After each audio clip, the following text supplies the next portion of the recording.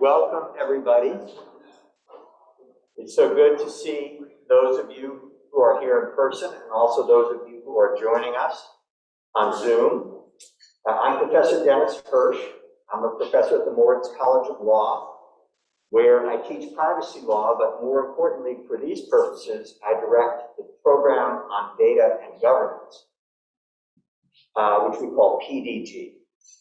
And as we all know, data can bring many benefits to us, to our society, to our economy, to our lives, and it also can hurt people in a variety of ways. It brings with it a number of risks. And so what we need to do as a society is figure out how to get those benefits and how to reduce those threats. And that's a question of governance, really. And so that's what the program on data and governance focuses on. What are the best strategies for doing that? And we conduct research on that topic. And we also put on events to try and engage you, our community, in thinking about and learning about and contributing to that discussion, and to bring you some really top thought leaders and thinkers in this area from around the country, including in our Data Points lecture series, which we are having today. And it is such a pleasure to be back, seeing a bunch of you in person. We're back. I think it's almost 2 years since we had our last in-person Data Points event. We had some very good online webinars with great participation, and we welcome what is now our national and even international audience that can join us on Zoom.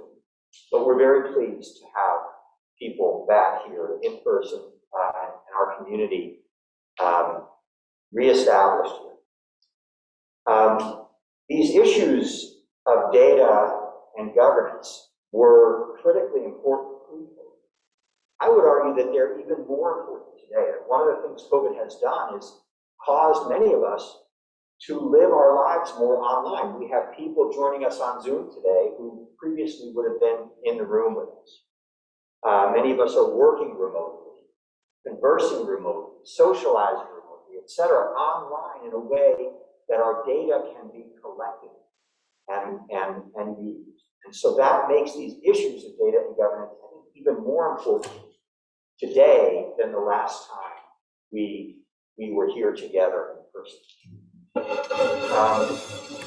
that includes many facets of our life, including the practice of law and the courts, where the use of data is growing ever more, and the collection of data is growing ever more, including data analytics, or AI, which is increasingly being used, kind of really innovative uses of data. And we are very lucky to have with us today someone who is going to be able to introduce us to and explain to us how increased use of data and AI and analytics is affecting and the increased role that it's playing in our legal system and in our courts. So that leads me to introduce our speaker, Professor Amy Schmitz, who we are delighted to have with us. Made the trip here, even during this, Delta variant time, even though we're all in masks, made the trip here. Professor Schmitz is the Elwood Thomas Missouri Professor of Law at the University of Missouri School of Law. She previously taught for 16 years at the University of Colorado Law School. She has practiced with large law firms in Seattle and Minnesota. She clerked for the United States Court of Appeals for the 8th Circuit.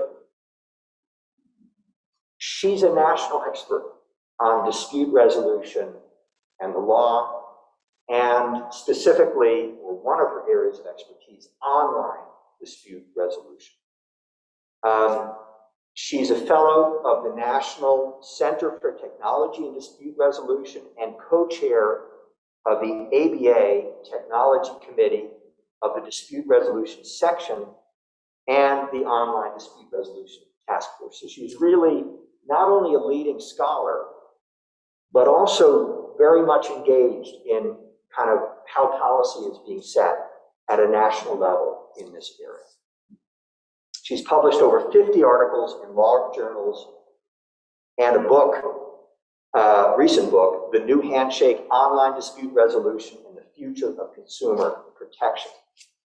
The last thing I'll mention about Professor Schmitz is that come January, she's joining the Moritz Law faculty. So we are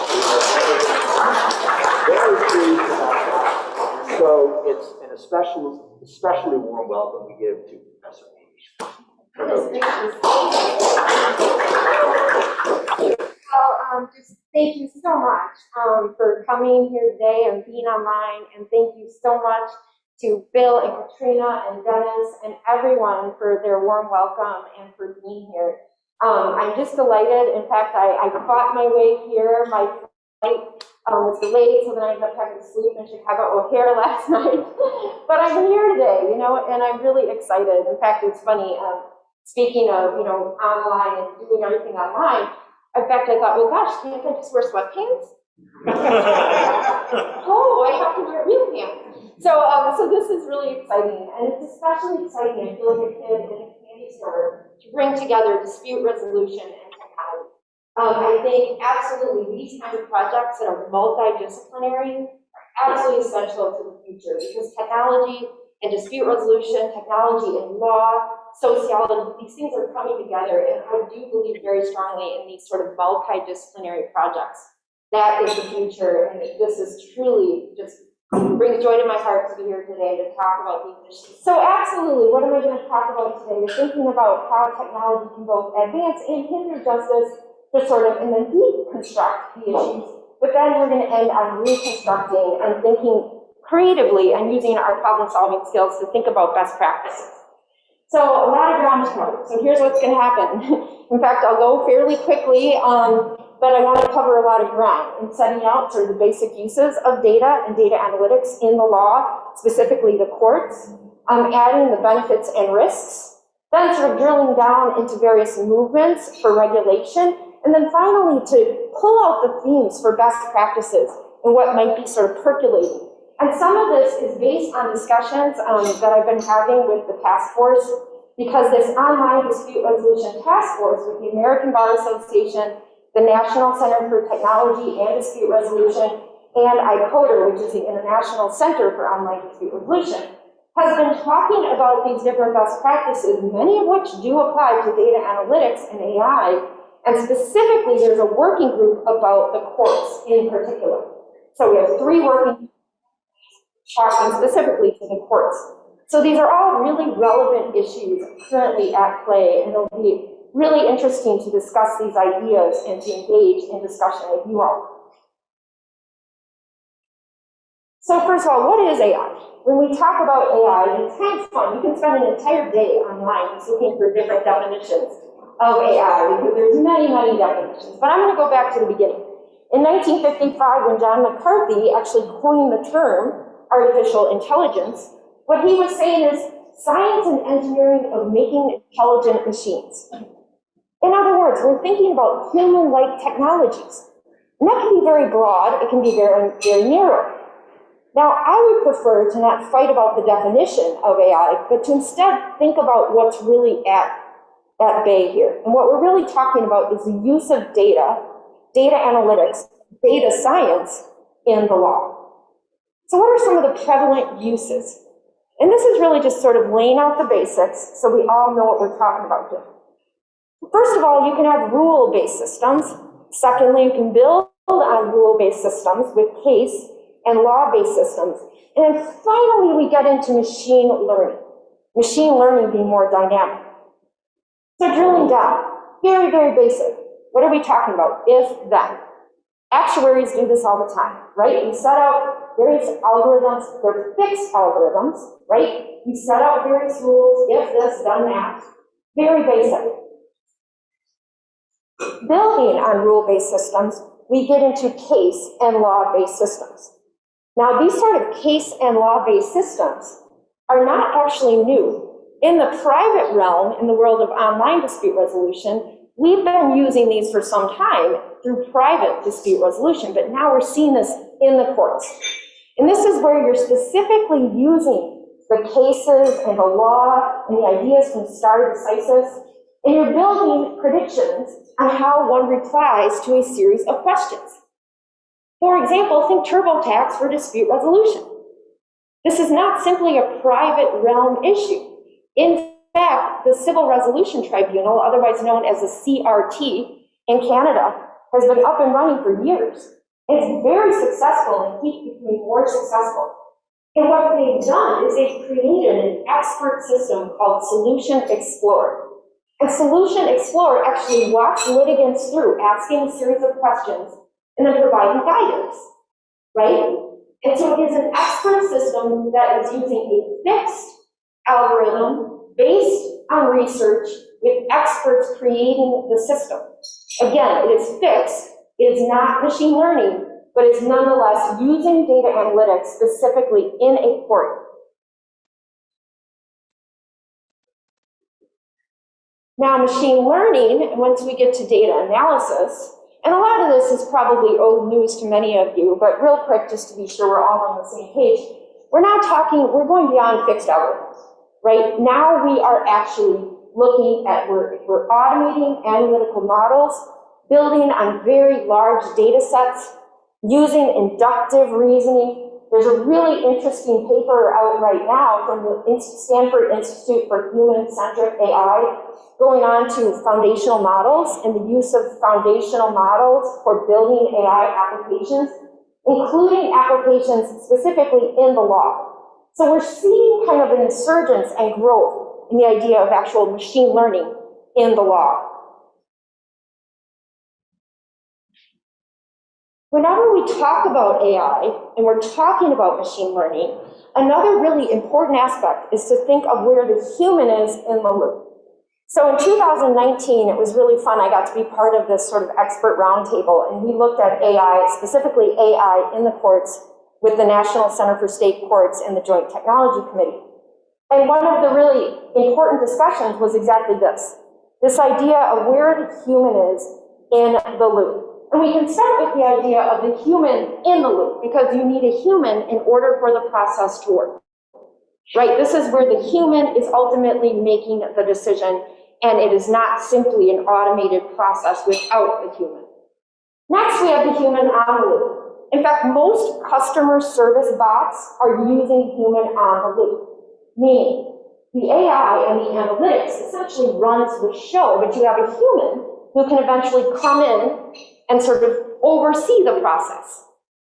Finally, you have a human just out of the loop, right? This is where AI has gotten so sufficient that you don't really have the sort of human oversight. I would argue that that is Uber customer service. If you've ever had to deal with it, I'm just saying. So some of the useful tools. Okay, so we've covered the basics. Of course, that's a very, very basic overview in terms of drilling down. But when we really want to talk about is, okay, where does this fit in? How are courts actually using AI? How are they actually using this kind of analytics? Well, first of all, the idea of digesting documents and cases and digesting vast amounts of information. Also, of course, assisting with enforcement. Now, we've heard a lot about Compass and these fixed algorithms that are being used in criminal assessments. And we can talk about that, but there's also additional compliance uses, for example, the IRS, the SEC. We also know that there's a lot of automatic docketing that is starting to happen. This was really interesting. Again, at the roundtable in 2019, they talked about a project in Florida. And it was very interesting because it showed how you could build a machine learning model that was able to use OCR to automatically docket files, and to essentially do that with a great efficiency. And at first it was not as accurate, but after it trained and after the AI kept becoming more intelligent, it actually became more accurate than human beings at docketing. So you see some sort of really efficiencies happening in the courts because of AI. Additionally, creating a chatbot to answer frequently asked questions in the court and in the government. We see that happening as well. And of course, natural language processing does include machine learning. Finally, there's been some literature about how we might want to use some sort of analytics in order to be a check on the judges and on opinions. And to perhaps sort of instead of the judges using analytics against us, what if we use analytics against the judges? Now this is controversial, but nonetheless it's out there, right? This idea, maybe we can suss out bias, maybe we can see some sort of abnormalities. More tools for lawyers and litigants. And this, of course, has been around a long time. And for anyone who wants to sort of follow, there's Nate's News on the Legal Tech Fund. Kind of fun to see all of the who's buying who and all the new legal tech that arises every single day and how many companies are out there. Now, of course, we don't know if they're actually delivering on what they're all promising, but we do know that there's a great deal of tools out there for speeding up document review, digesting databases, and even looking at contract agreements and offering suggestions for better ways to draft a contract or sussing out problematic terms. An example is Contract Scout, but there's many others out there. I just shamelessly note Contract Scout because it was one of my former students and I'm proud of him. All right, so next we have sort of using predictions and opportunities, and this is really sort of a new area that I think is growing by leaps and bounds, and we see this not only in the private sphere with ODR, but also using it in the courts and helping with case strategy. And you see all sorts of analytics trying to help people understand what their likelihood of success is. Now, it gets a little creepy in the sense that they're also doing analytics and stats on the judges, on the lawyers, on the parties, on the courts, really taking sort of predictive analytics to the next degree. Next, which the area that I think is really exciting personally, I just wrote an article with an expert on AI about how we could create smart systems to assist self-represented litigants and to expand access to justice. And in fact, there are some really creative ideas for using technology to assist with expanding access to justice. Things like triaging systems, wizards or expert systems, as mentioned earlier, also document support, lots of really kind of cool ideas. So if we just look at some examples quickly, we've got Estonia, 2019, they were building a robot judge, right? And they've always been leading the way. In fact, Estonia was putting public records using blockchain before anybody else was really even sure what blockchain was. So Estonia has been sort of leading the way for a while here. More examples, China. Now, China, they had the Hangzhou Internet Court, and that was kind of an ODR project, but now they've gone further with their Smart Court Initiative. And the Smart Court Initiative has various moving parts, but in a nutshell, we know that they have this judge e-assist. And it's really kind of interesting how they're sort of bringing in text and image analysis, recognition and analysis, and also using that sort of automated indexing system where they're catching documents and then automatically flagging them and sending them to the right judges, along with a case push system where cases that might be relevant to this particular case would then also go directly to the judges. Lots of ways to sort of increase efficiency, at least that's the argument. But we also see use of analytics, and this is the part that gets kind of controversial, right? To actually have a check on the judges, because they're hoping for greater standardization of the justice process.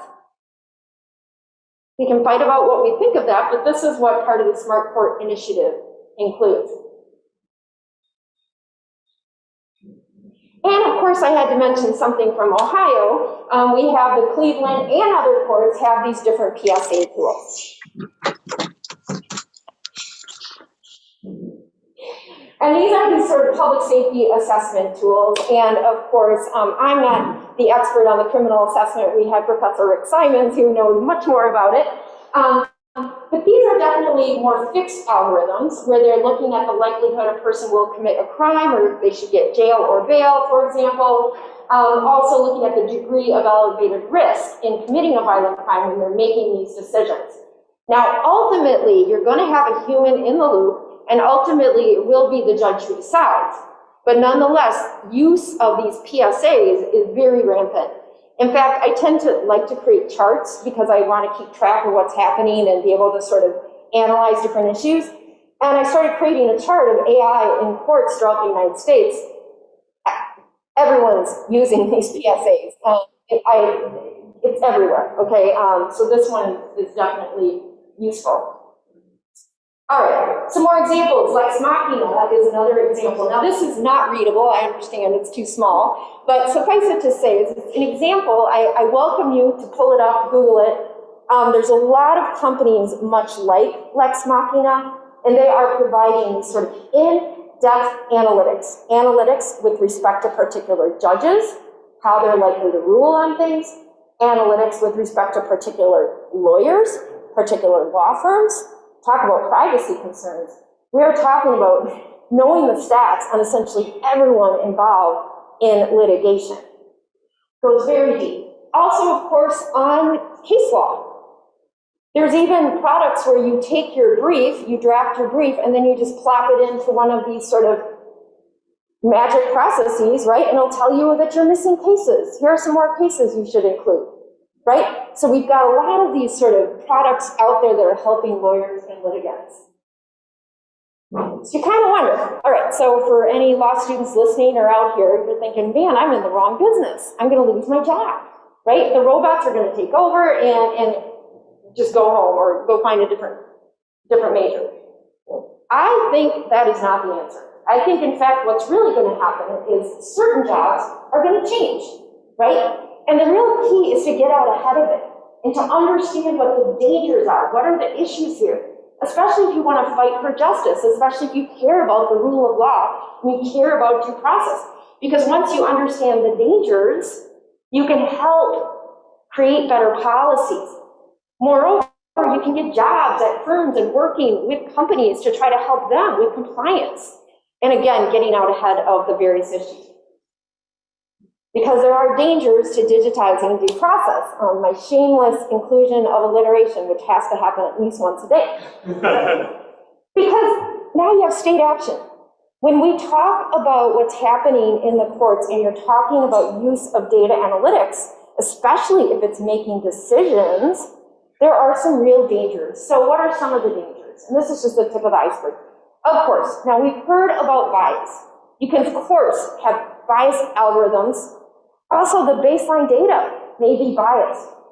And if you build an algorithm based on biased data, you're going to get more bias, right? And so there certainly is danger of bias. But I would couple that with psychological propensities. Both the inquiry bias and the confirmation bias. On the one hand, you have inquiry bias. In other words, if I'm a judge, right, and you give me an assessment score, and I see that, and you tell me that it's based on data, even if you tell me it might be biased, I'm going to be angered on it. I'm going to be thinking in the back of my head, hey, I saw that score, right? And so it creates a psychological propensity with the inquiry bias. On the flip side, you have the confirmation bias, right? So if you already have a bias, a subconscious or conscious bias, you might look for data that will confirm your bias. And so you have these dangers that happen, how it comes together with your psychological propensities along with the algorithm. Explainability. Now, explainability, there's a lot of literature on this because you have this sort of black box, especially with machine learning, right? I mean, I can barely understand some of these white papers. You know, you're trying to understand, okay, there's a foundational model, and then they use this, and then how did they get to this? So absolutely, there is a explainability problem with algorithms, especially when you bring in machine learning and it's fluid and it's using inductive reasoning and the technology sits closer to the decision making. How do we really know the way that a decision was made? How do we really know what went into that analysis? Also, proprietary blocks, right? Intellectual property rules. You have tension. You have tension between innovation and transparency. On the one hand, we want transparency because we want to explain. We want to know why you got to that decision.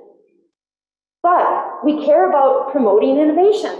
So giving away these proprietary algorithms, giving away the code, well, that's problematic, especially under our current IP laws. So there are proprietary blocks to getting that information. And also insufficient, inaccurate, and improperly structured data. When you talk about machine learning especially, the outputs rely on the accuracy and the quality of the inputs. You also often have missing data. When we think about case predictions, for example, so if you're looking at using a case prediction based on analytics for published cases, you're missing an entire world of settlements. If private settlements aren't going to be part of that analysis, that's all private. How do you get that data? So you're missing a key component when you are doing the predictions.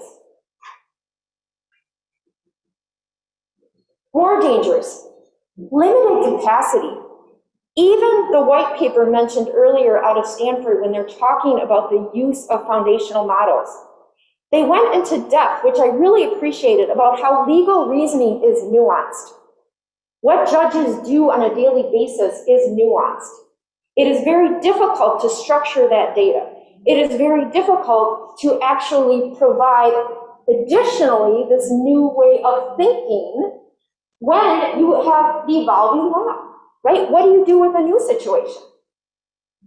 If everything is based on past data, what happens in a new situation, right? And so these issues become tremendously nuanced, and it's very difficult to apply machine learning to legal analytics, because legal analytics is nuanced.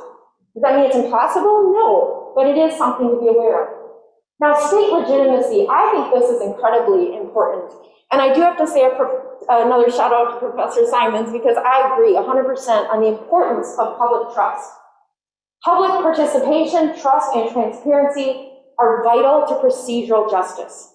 So if you do have a black box, if you do have no way to explain the algorithm or explain the way that machine learning is being used in a court, how do you trust it, right? We have that problem in ODR. So this world of online dispute resolution that I've been part of for nearly 20 years, and one of the biggest issues as it moved into the courts was this issue.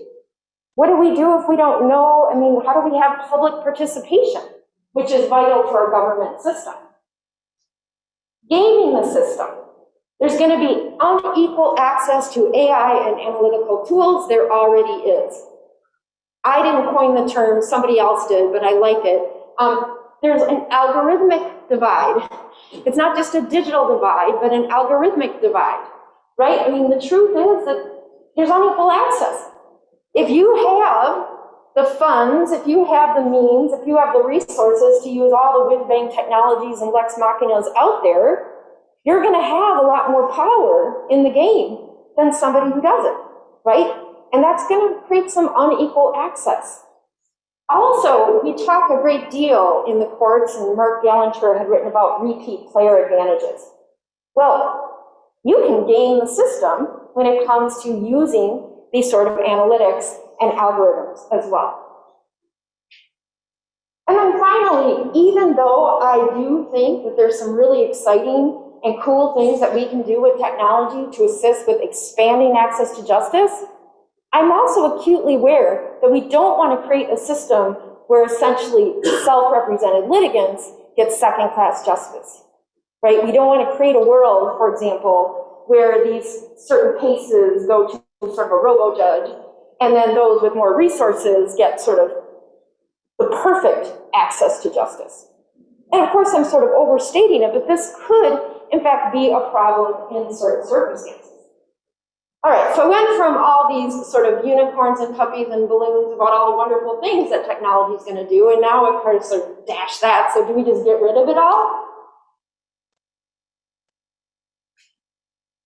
Well, the truth is, I don't think we're going to get rid of it all. Why? Because, number one, I think there's a lot of good uses, but also the cat's out of the bag. And we already know also that humans make mistakes, right? So humans, are they necessarily perfect?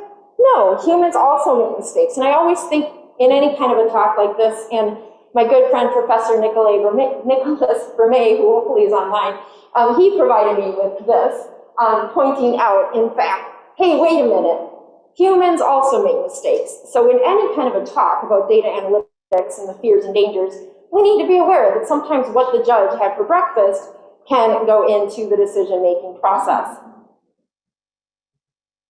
Additionally, the cat is out of the bag, right? We have State v. Loomis, and most of you probably heard about this case, so I won't linger long.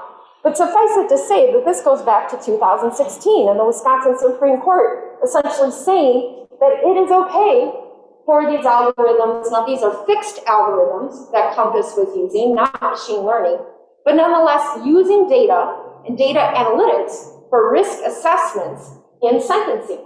And there was an argument that it violated due process, but the court said no.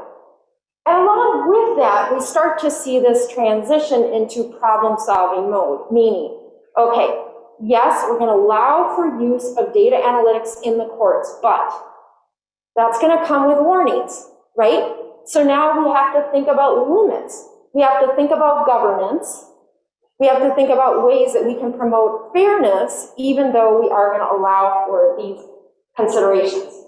And again, this was just in the Loomis case, that a judge using the Compass assessment would have to include these written warnings about the proprietary nature, knowing you can't get into the IP of it, also that they're unable to identify specific things, also noting that this is considered on large data samples, and finally, and I think importantly is number 4, that studies have raised questions about Compass, and ProPublica in particular had done a report showing bias that was perpetuated by these Compass scores. And really the takeaways, again, are just telling us, number 1, we know the proprietary nature, but also sort of thinking about these bias concerns. So I'll go pretty quickly through some of these on sort of governance, because again, what have we covered? We're talking about the pros and cons. We know it's happening. What are some ideas for regulation, for governance, for best practices? What are the themes that we should take away? And this is particularly important because groups are, of course, talking about regulation. Just as a kind of snippet, we know if you go to the National Center for State Law, you go to their website, they have an index of various state initiatives, laws that either passed or are being considered. Check that out. Of course, we have the Department of Defense talking about it. We've got the GAO. There was an executive order. Plus, of course, the FTC published a blog this year saying, hey, we already have power to govern these things. And they talk about fairness. And what are some of the issues? Well, these bring up our themes. Start thinking about the themes we have to consider in best practices. Transparency. Explaining how algorithms work. Making sure that they are fair, robust, and empirically sound. And accountability. So again, we're starting to see these things. And we also have, of course, NIST, the National Institute for Science and Standards and Technology, and they had a proposal for identifying and managing bias in AI. That went out in June of 2021. They invited comments. Comments were due on September 10th, and we probably will see something coming out of NIST in not too long on managing bias. And they call for interaction of stakeholders throughout the pre-design, design, and the actual deployment of these technologies. We also see now, hot off the presses, the National Artificial Intelligence Advisory Committee regarding the AI initiative. They are currently calling for nominations, and they're going to be putting that together in this month or the coming future. And it includes a subcommittee on AI and law enforcement, and they are thinking about fairness and trustworthy AI to some extent.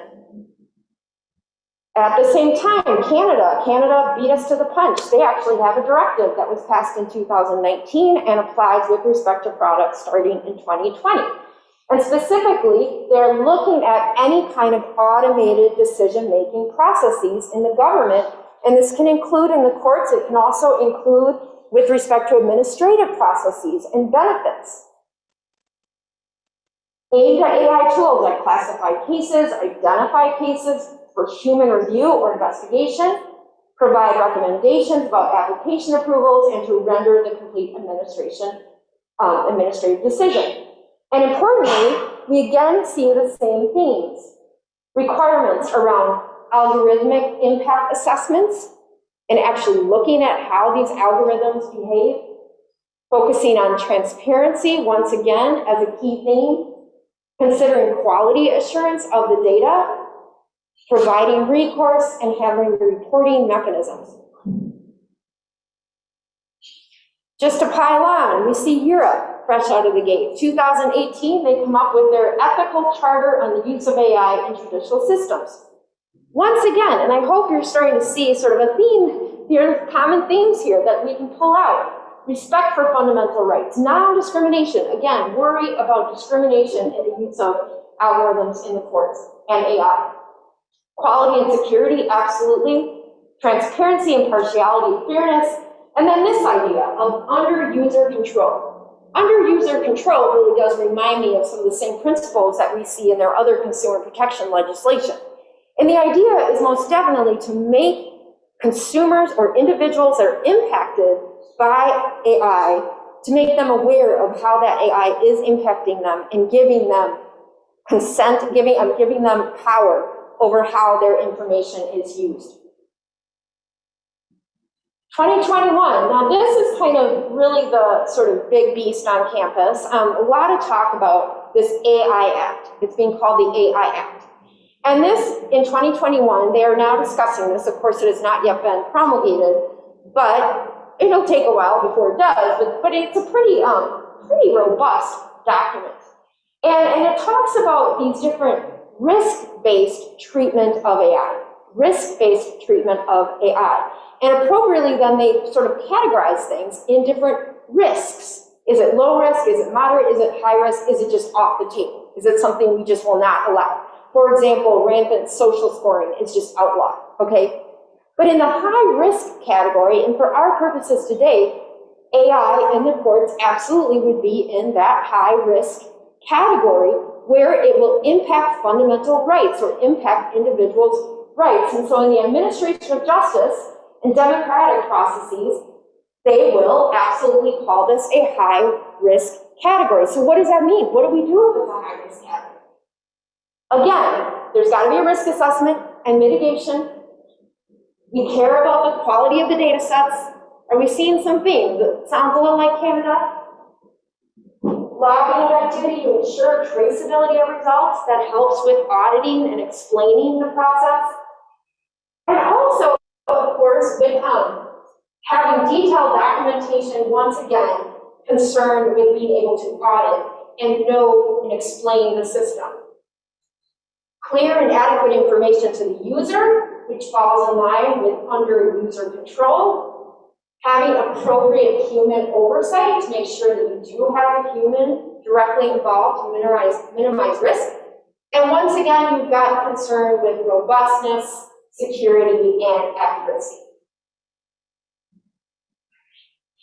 Just had to throw this in there, you may not know, but there is a French law that came out, in fact, where they outlaw, and it is a crime to use data analytics essentially against a judge, right? So we can't be using any sort of less marketing one is just like off the table in France. I agree with that one.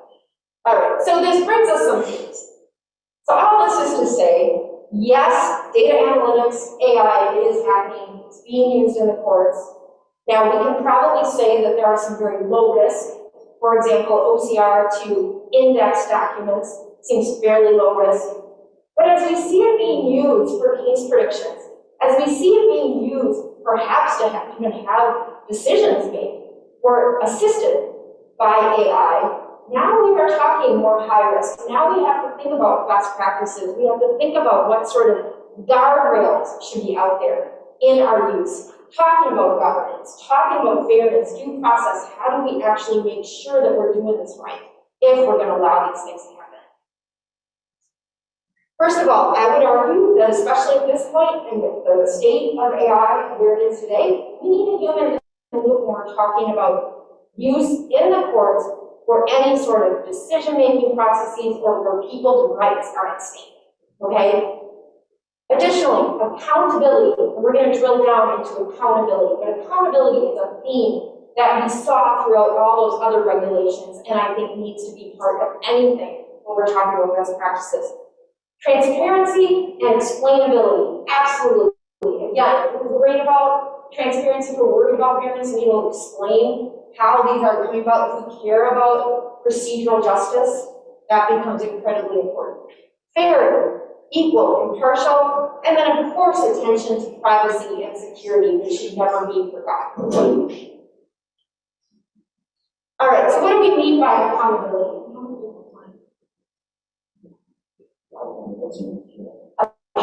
So I'm going to go through these 5 minutes and then Q&A. So accountability, just to sort of drill down into some of the ideas. And these are sort of themes, again, that we've seen in different regulations. And so it's not really necessarily reinventing the wheel, but these are considerations to think about. As part of accountability, we have to think about data management. A system has to be able to manage that data in a way that can be used for monitoring, learning, and evaluation. But data management is absolutely crucial. Outcome consistency. And this is really important when we think about these different expert systems, especially as well. A system should produce identical outcomes based on identical data inputs. It seems kind of obvious, right? But at the same time, there are different reasons why it doesn't happen. Well, we need to really follow up on that and think about this consistency, because that, in fact, could be a red flag for bias. Auditability. System operators should be able to explaining the data processes, and being able to account for how this is happening with an audit. Again, going back to transparency and explainability, if we want to sort of drill down into what that really means, and what needs to be transparent. It's easy to say, transparency, make it transparent. What exactly needs to be transparent? Well, first of all, source. Really knowing the source and methods used to gather the data. How did you come up with the training data set, right?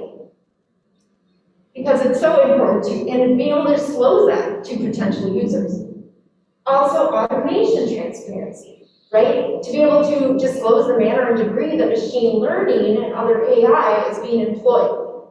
Now, how far does this go? Are we going to go so far as to require that you actually make known your code or your algorithm? Probably not, right? Because IP rules will still be in play. So we'd have to think about a way to sort of work out that transparency versus innovation. Information processing, also, assumptions and techniques that convert data into decisions must be transparent and accessible. And of course, context and culture. And I just want to pause for it, because often I don't think this is taken into account. We sort of don't take into account the way context and culture impacts the facts is part of the data sets, is part of what we need to understand whenever we're using any sort of AI or algorithms. Systems have to be able to explain how culture and context have been addressed in system design, implementation, and use. Again, I think this highlights the importance of having a multidisciplinary project that has everyone at the table, people from different disciplines, from sociology, from psychology, along with the scientists and the lawyers.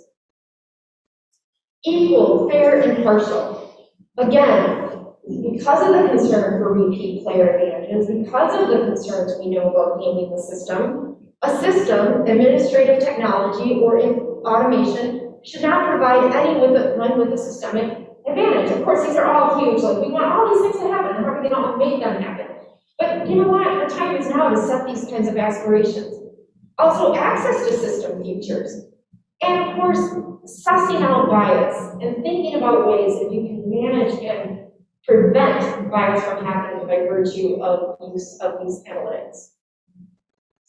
Privacy and security, of course, you want to make sure that you are in accordance with industry standards. There's already industry standards out there, right? We obviously know about ISO, we know about NIST, we know about privacy being discussed, and there are standards out there, so at the very least, you should be following industry standards.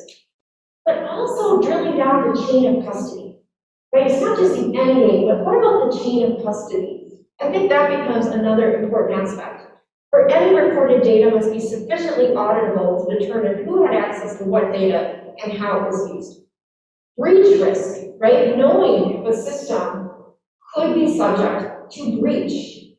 With all that data out there, all these training sets with all this data, some of that data, making sure that it's not subject to being hacked, right?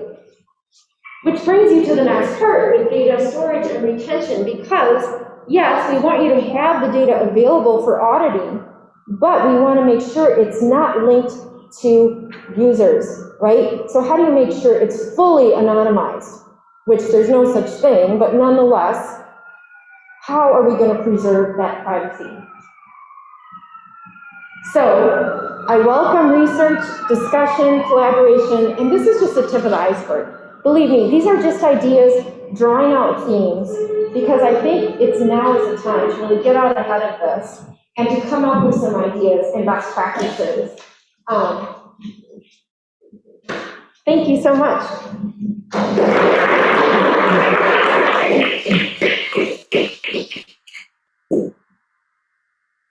So thank you for joining me in thanking Professor Schmitz for a really interesting and informative talk.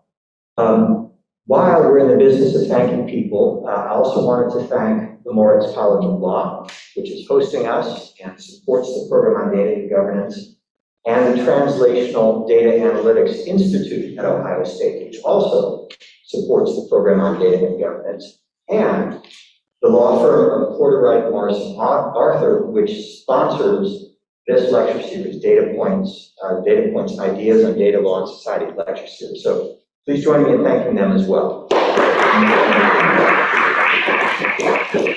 Now we have, we go till 3:15, so we have some time for Q&A.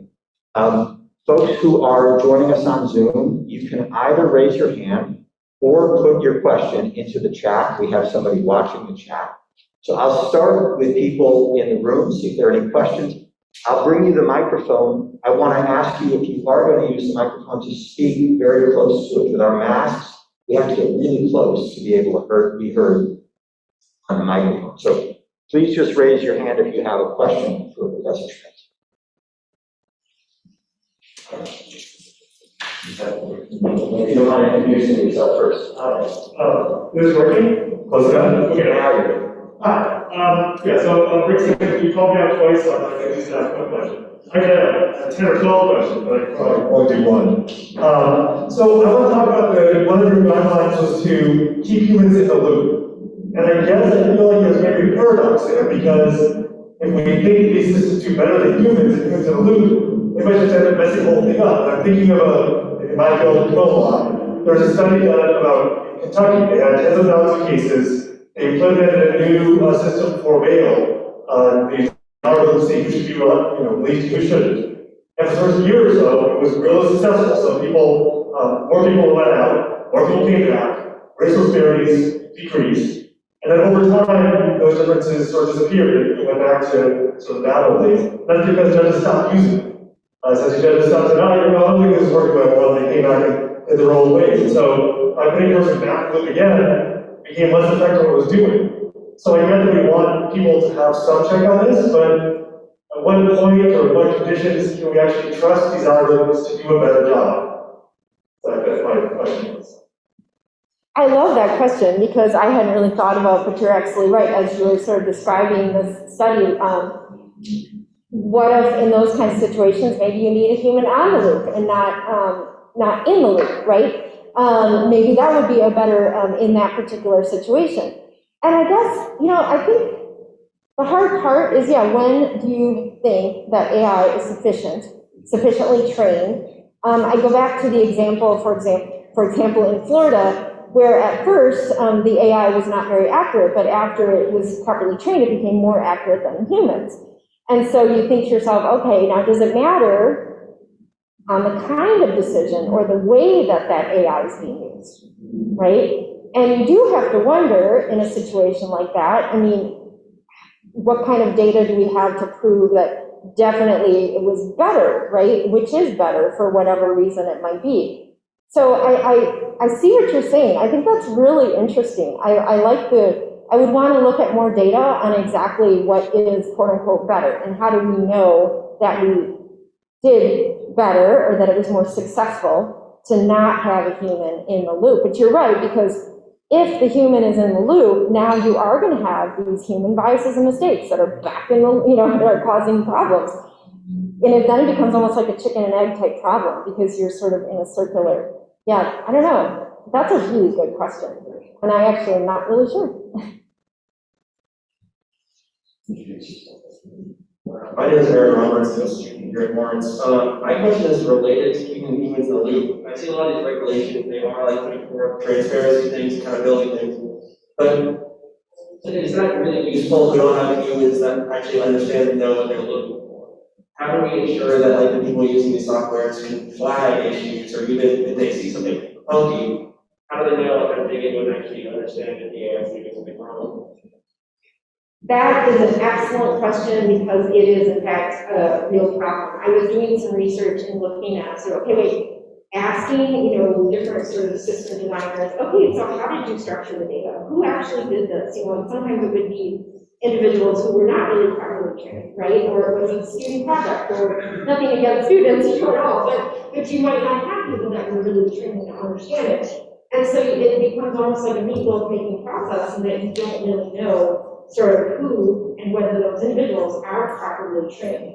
I think it sort of goes back to data quality, right? And so we do have to sort of take a step back and make sure that the data quality and that the individuals that are involved in ensuring that data quality are properly trained, right? But now if you have a human in the loop, they would have to absolutely understand, if you're talking about, for example, a judge, well, what is the likelihood that the judge is going to really understand what they should be looking for? So that goes to training and education. And one of the articles that I was looking at was actually arguing specifically for a need for greater algorithmic education and education about algorithms. So I think that's a really good point.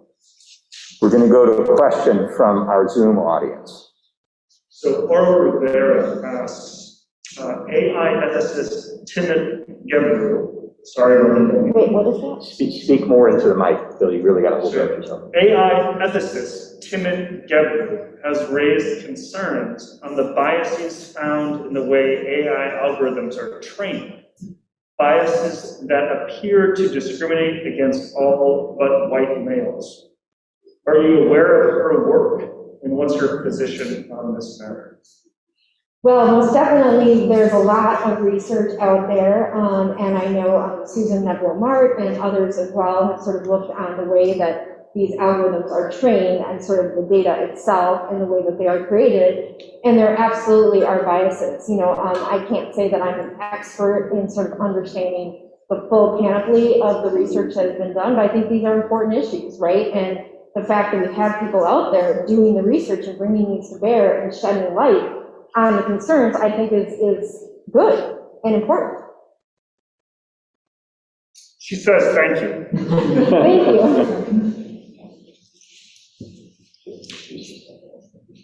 Ellen Deason at the Lawrence College of Law. I notice, for me, there's a disconnect between the abstractions of the best practices and then how they might get implemented.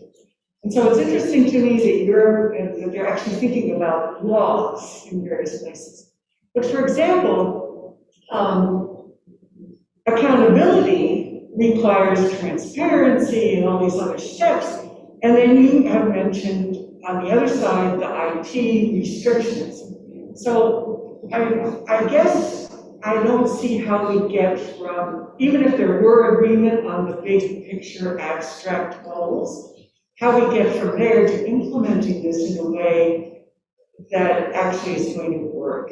And I know you're an optimist, but do you see a path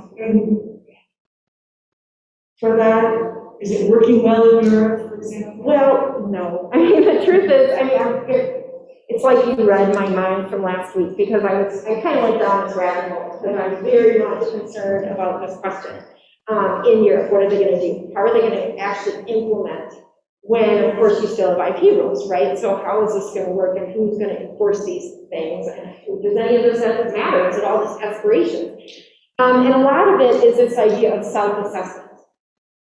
Yeah, it's kind of unclear how we're actually going to implement a lot of these rules and how we kind of drill down into it. However, I do think having best practices and then setting up some mechanism for enforcement so that you know that there are penalties if you do violate these, if you have, for example, a system that proves to be biased and shows that you knew that, for example, and you can have strong penalties because they are proposing very strong penalties under the AI Act, for example. Well, you might think about, as a company, setting up a risk assessment, setting up a plan for how you are going to actually implement best practices. Now, does that mean you'll get perfection?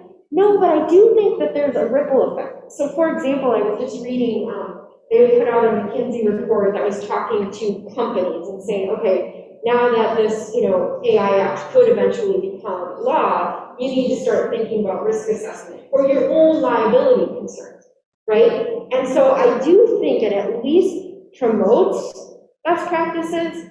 The other article also was talking about peer pressure. And there might actually be peer pressure on sort of stepping up your game and following more ethical practices. So obviously that's taking an optimistic view, and I know that that's true, but I also think I kind of go into problem-solving mode, and I don't want to be gloom and doom, but I want to think about, okay, what are we going to do about this, right? Like, there's got to be some good ideas, and if we work together, we collaborate, we can problem solve, and at least think about ways to promote best practices and to promote good behavior. It's kind of the best we can do at this point, but it's a real problem, and there's huge tension with the self-assessment idea. If you're just going to govern yourself, what does that mean, right? I'm not sure if that answered your question, but it's a tough one. And doing this ODR task force for the last 3 years, I obviously am an optimist or something, right? Either that or crazy, but. Other questions?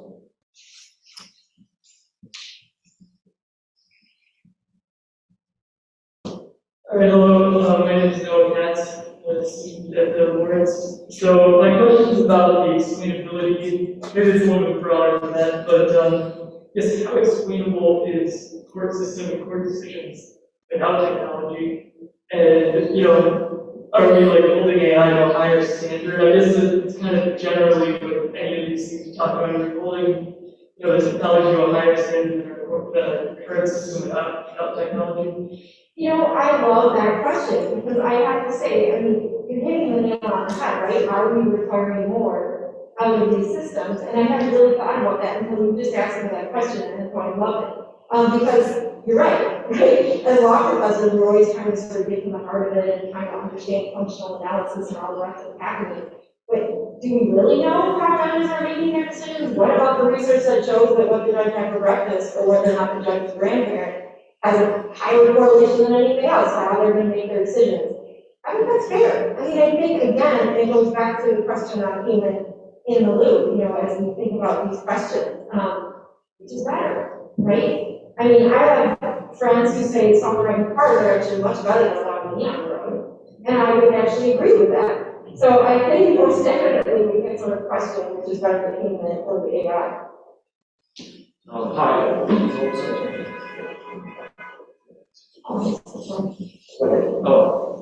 Yeah, kind of in that same, my Brian, I'm also a student. Kind of in that same vein, how do we, so say we're using this data to kind of uncover these biases in the system, right? Let's say you expose certain parts of the judicial system that are biased, maybe certain geographic areas, maybe certain judges themselves, right? Like certain litigators and judges. Is there an argument to be made for lessening the punitive measures when somebody's caught by technology? Is there an argument to be made that to get buy-in in the system, it's people don't want to be canceled or whatever language you want to use for somebody getting kind of caught by the explosive nature of AI? Is there an argument to be made for that we would just put people into training or something to? Oh, that's interesting. Well, yeah, maybe that you should undergo some sort of training if you're sort of caught. But in fact, when you think about that French law, right, and what do you think is sort of behind that French law, right? It's kind of the same idea. They're not worried about whether or not the judges can use AI against individuals. It's the other way around, right? And in fact, the standardization in the Smart Court Initiative It's to try to make sure that we are, at least part of this report initiative in China is to try to keep standardization of the law. Now that's an interesting argument. That would be a great bar review article or journal article. You know, but I think these are really interesting questions as we think about data analytics and how it might be used to in fact empower individuals, right? So it doesn't necessarily have to be a top-down use of data. And it goes back to sort of broadening education about algorithms, education about analytics and the way it might be used to promote the rule of law, to promote justice. So I think these are really interesting ideas, and now we have a journal article. We have another one too. There are actually 3 questions in the chat, and they can see them, so if they can't hear me, that's okay. First, let's see, are there any efforts to regulate AI transnationally or even on the federal level, or will remain bounded by national, federal, or God forbid, that's my addition, state levels? The second question, let's see, programmer bias.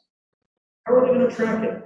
I didn't hear that. What was How will you track programmer bias for the AI? And then finally, the third question, while I have the mic, is, I'll let you do those 2 and then come back to me.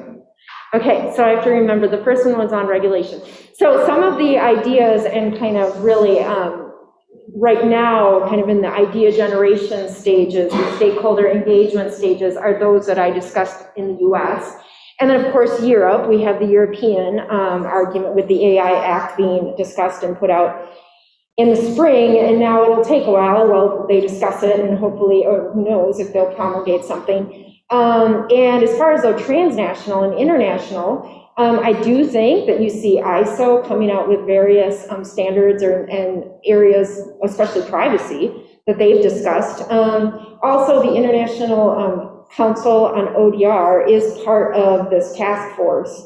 And so we do see various, Professor Leah Wing and others, Dan Rainey and Ethan Katch, they've all been sort of, and Richard Susskind and others, have all been sort of working on a more international level in talking about best practices around use of data analytics in dispute resolution, including the courts.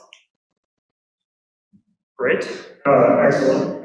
And I should add the cyber Second justice. question. Before, I do have to do a shout out because for Nicholas Vermey and the work of the Cyber Justice Laboratory and their ACT project regarding AI as well. Great, and the second question, which I'll read to you one more time, is, I apologize. Oh, programmer bias. How do you deal with it? Oh, programmer bias. Oh, that is a good one.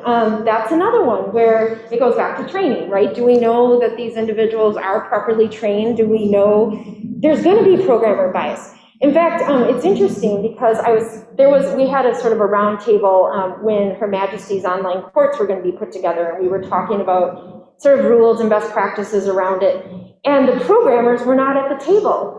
And everyone thought, well, wait a minute, the programmers need to be at the table. It can't just be a bunch of legal academics. Who cares what we have to say about them, right? And so it became very, very obvious that the programmers need to be part of these discussions, and we do need to make sure that they're aware of the concerns and aware of what they should be watching out for.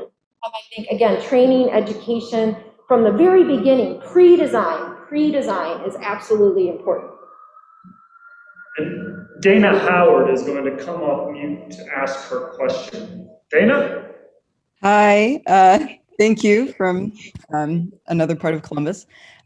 So I'm interested in, so there was a previous question related to uptake on the part of judges, even when the AI was working well. Can people hear me? Yeah. Yep. Okay, great. And I'm worried, or I'm interested in the sort of reciprocal worry about uptake on the part of solo SLRs, and also in general from the public. So especially with, the perception that some of these automated systems are being put in place because people don't have the resources and public support for adequate representation. So there might be this worry that these systems are in place as sort of a band-aid of an unjust representative system in general. So how should we think about the use of AI in courts given this worry?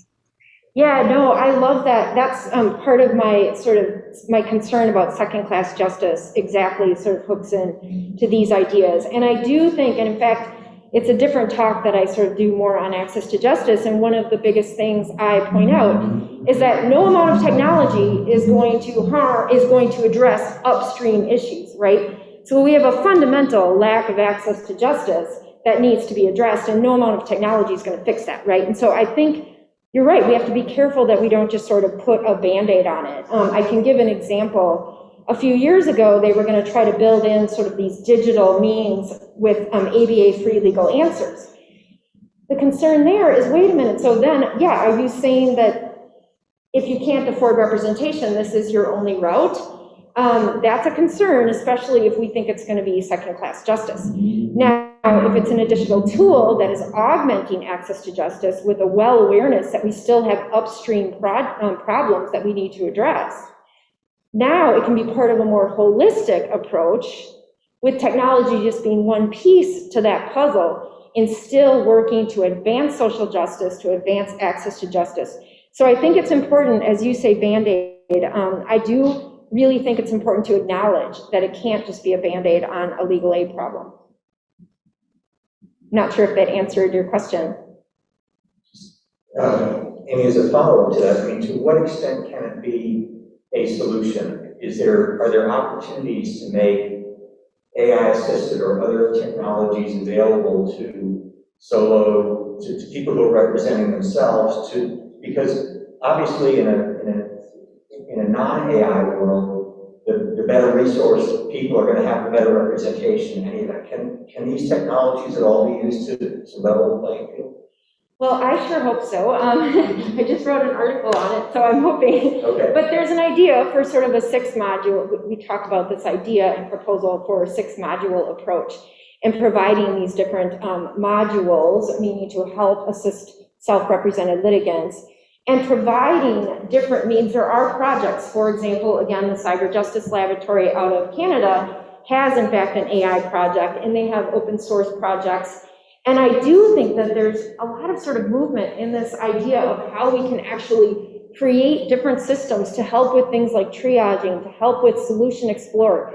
In fact, I would bring the example, which I think the Civil Resolution Tribunal has been a great example, because in the Civil Resolution Tribunal, it started out as just condo disputes, that they were helping these self-represented litigants kind of work their way through these disputes with these kind of decision expert systems, kind of like TurboTax for the dispute, and kind of helping guide people through.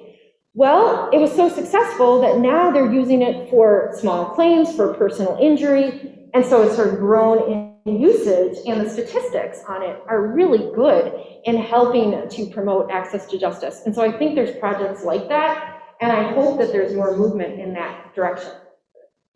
Well, I think that optimistic note, we don't always get optimistic notes in our field here. So I think that optimistic note is a good one to end on. And once again, please join me in thanking Professor Schmitz for a great talk. Well, thank you.